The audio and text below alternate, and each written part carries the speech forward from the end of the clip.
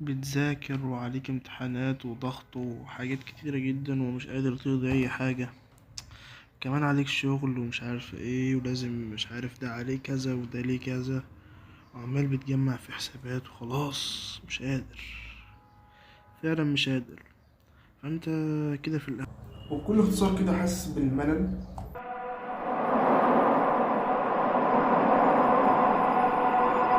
وانت حالتك زي كده، ففي الاغلب يعني الفيديو ده ما طلعلكش صدفة، بل دي بالعكس دي رسالة من رب العالمين ليك. عشان كده يلا قوم، وعايزك تركز في كل كلمة في الفيديو وفوق كده وصحصح، يلا بينا.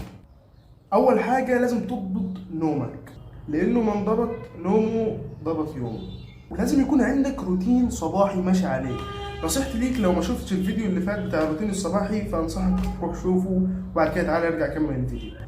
تاني حاجة، لو انت من الناس اللي مدمنين على المنبهات زي القهوة والحاجات او ما شابه مثلا، فنصيحتي هي اظبطها، وما تشربش المنبهات غير في اوقات معينة انت اللي بتتحكم فيها، مش هي اللي بتتحكم فيك. يعني ما ينفعش اول ما تصحى الصبح اول حاجه كده كوبايه القهوه، والا دماغي هتفرقع. او ما ينفعش قبل ما تنام مثلا على الاقل لازم 6 ساعات، ما ينفعش قبلها ب6 ساعات تشرب قهوه. لازم تتحكم في كل حاجه. وما ينفعش برضه اول ما تصحى كده بسم الله الرحمن الرحيم تروح تدور على التليفون وتبدا بقى سوشيال ميديا ومش عارفه ايه، لا. اظبط كل الكلام دواتي. واول حاجه هي اظبط نفسك، وبعد كده ابدا. حتى لو مثلا في شغل او حاجه ممكن عادي من على اللابتوب او من على الايباد. ولازم ترتب البيئه اللي حواليك، يعني بكل اختصار تظبط غرفتك وتظبط المكان اللي انت كنت نايم فيه. ايوه، يعني عارفين ان انت البني ادم اللي خلاص الشغل عليه من هنا للسما، بس مش لازم تطلع ده على المكتب بتاعك. لازم على الاقل كده توضبه وتظبط المكان اللي فيه.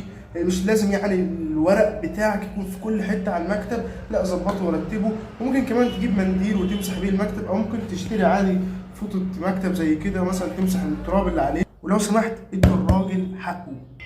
تالت حاجة، تبعد كل المشتتات اللي جنبك زي الموبايل أو زي أي حاجة بتلهيك. ونصيحتي ليك اعمل تايمر على الموبايل بتاعك مثلا لمدة ساعتين انت بتذاكر فيهم أو بتشتغل فيهم شغلك، ما تلمس فيهم الموبايل. وحط كده التايمر قدامك بحيث يكون ده الرول بتاعتك.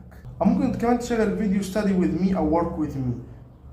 وفكرة الفيديوهات دي باختصار هي ان هو واحد بيذاكر قدامك وانت بتذاكر معاه، عشان هو يوفر لك البيئة اللي انت محتاجها عشان تذاكر فيها. هو يقعد يذاكر قدامك وانت بتتفرج على الفيديو حاطه قدامك وانت برضه بتذاكر، او كمان ممكن تشتغل وهو برضه بيشتغل قدامك. وفي ناس كتيرة منشنتني على ان انا اعمل فيديو زي كده، فممكن مستقبليا نعمل حاجة زي كده ان شاء الله.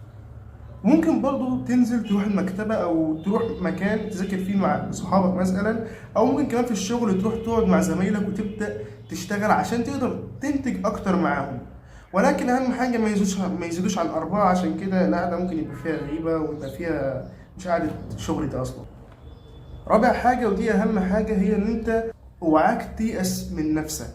لو انت عليك تاسك او عليك تارجت كبير جدا لازم ان انت تعمله خلال فتره معينه، والا مثلا تتفصل من شغلك او ممكن تسقط في الماده الدراسيه بتاعتك.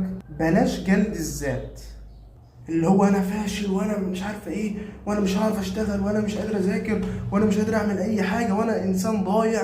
بلاش الكلام دواتي. انت بالعكس انت تقدر تعمل كل ده ولكن بالاستمرار.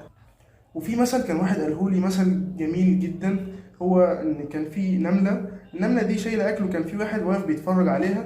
النمله كل شويه تيجي تطلع زي مثلا تبه كده صغيره تطلع وتقوم تنزل، لان هي مش عارفه تعدي لان حمل تقيل عليها، وبرضه في نفس الوقت مش قادره تعدي، بس هي محتاجه الاكل ده ضروري جدا.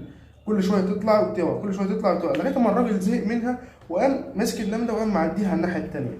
فبرضه دي هي انت والراجل ولله المثل الأعلى. ربنا عمره ما هيسيبك في دقيقة، وعمره ما هيسيبك انت مش قادر تحقق الحاجة اللي انت نفسك فيها واللي هو عارف ان انت محتاج تحققها.